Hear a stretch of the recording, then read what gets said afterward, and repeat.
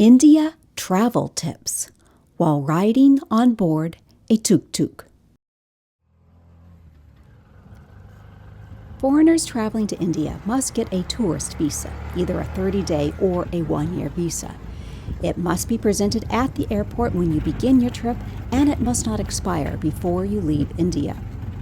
The duration begins when they approve the visa, so you can't select the dates of when you want that 30-day period to begin. I submitted my paperwork for the 30-day visa 1 week prior to my departure in order for the 30 days not to expire during my 3-week vacation. Though the website said they would respond within 72 hours, after a week and 1 day before my departure date, I received notice that they declined my visa application. Oh shit! I quickly reapplied, changing some of my answers to their rather invasive questions. And I felt confident this time that my visa would be approved by the time I got to India. So, off to the airport I went. However, the airlines would not let me board the first leg of my journey without a valid visa. I had to forfeit my non-refundable airline tickets, and I purchased a one-way ticket to London, again sure that after the day of travel to England, my visa would be approved. Sitting in Heathrow with all my luggage, I checked my emails. No word from the Indian government. The immigrations department took another week before I finally got notice that they approved the visa. I lost thousands of dollars in non-refundable touring and hotel expenses.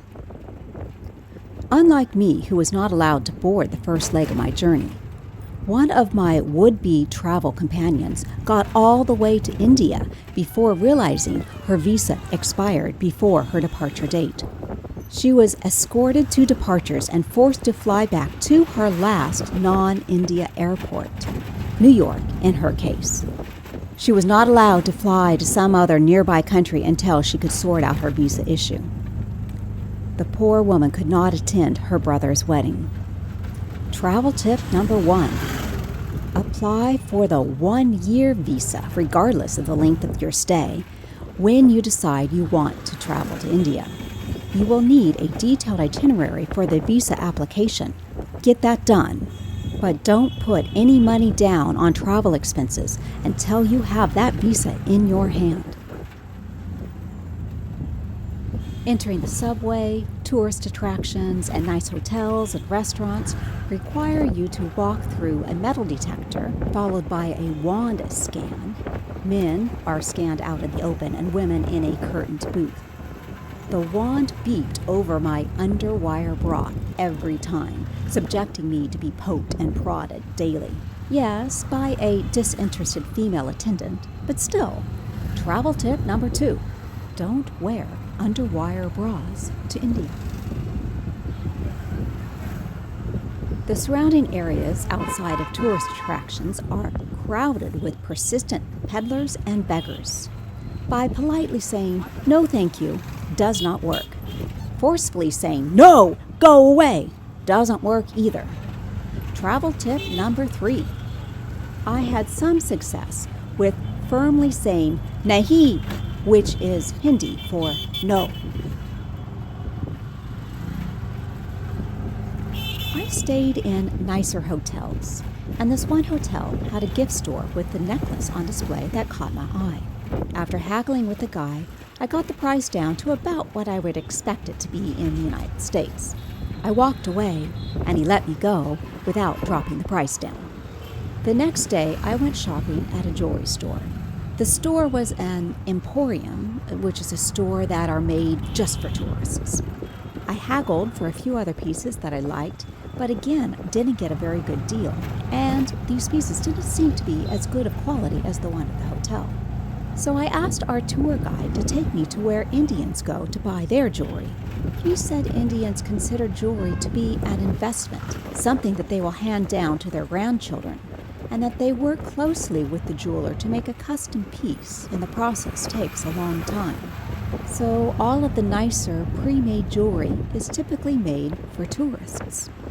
So I went back to the hotel and bought the necklace that I liked. Travel tip number 4. Sometimes you just have to bite the bullet. I went to India to attend a wedding. About 30 other Americans also came. All of us ate with the same general rules, and none of us got sick.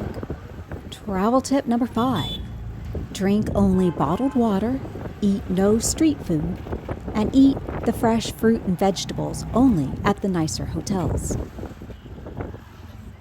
While the royalty in India built spectacular architecture, there's not a large middle class. So when we weren't touring some magnificent place, there wasn't a lot of middle ground things to do. Shopping seems to be the de facto time filler. After I bought my sari, jewelry, and gifts, I was shopped out and tired of these emporiums for the tourists. I actively looked for other things to do. We toured a temple, and then we went to the downtown area to see what we could see. We met a young man who spoke good English, and he told us of this really cool place. We were so excited to see something special. He flagged down a tuk-tuk, gave directions, and negotiated the price for us, and off we went. When we arrived, it was yet another emporium. We gave up and went back to our hotel and had a pleasant evening in the hotel courtyard. Travel tip number 6. Arrive at India with a large and mostly empty suitcase. Like it or not, you will spend a lot of time shopping at these emporiums. I spent mostly using my credit card and cash rupee, which I got from an ATM withdrawal. I brought US dollars and did spend in them too. Although it didn't happen on this trip, on many of my prior trips, my credit card got compromised and needed to be canceled. Travel tip number 7. When traveling to India, bring 2 credit cards, an ATM card, and USD and hundreds and 20s. Many of my travel companions purchased international travel plans for their cellular data. I didn't. I kept my phone in airplane mode and only used Wi-Fi. But then I was dependent upon my friends for getting Uber rides, map directions, and information searches when we were out and about. Travel tip number 8. Do make your cellular data arrangements before you leave for India. Crossing the road in India is a harrowing experience. Often I would shadow a local to get across. One local explained the secret to me. Travel tip number 9. Don't run. Walk in a slow, predictable pace so that the drivers can, and they will, avoid you. So we are now a good 8 or 9 minutes into this video, long past the average YouTube attention span. I am sure that only my dedicated fans are watching. Hi, Mom. Hi, Cindy. I feel I now can be rigorously honest. I am a fairly well-traveled person. I've been on all 7 continents, including many developing countries.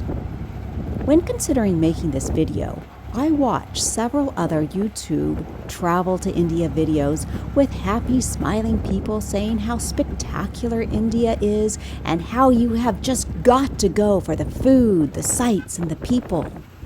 True, that whole visa denial and losing thousands of dollars soured my trip, but all in all, India just doesn't make my top 10 list. Yes, there were some historical buildings with amazing architecture, but they were built years ago for the elite of India. There were few modern buildings or museums or art galleries or things for the middle class to do. The majority of India's middle class have already immigrated out, leaving only the poor and these ancient, opulent spectacles. The parts of India I saw had no natural beauty. If you want to experience the mystic culture, consider Nepal. The Himalayas are beautiful. If you want to enjoy delicious Indian food, go to England. If it's friendly, welcoming locals you want to meet, try Brazil. Travel tip number 10. Of all the incredible places in the world, Are you sure you want to go to India?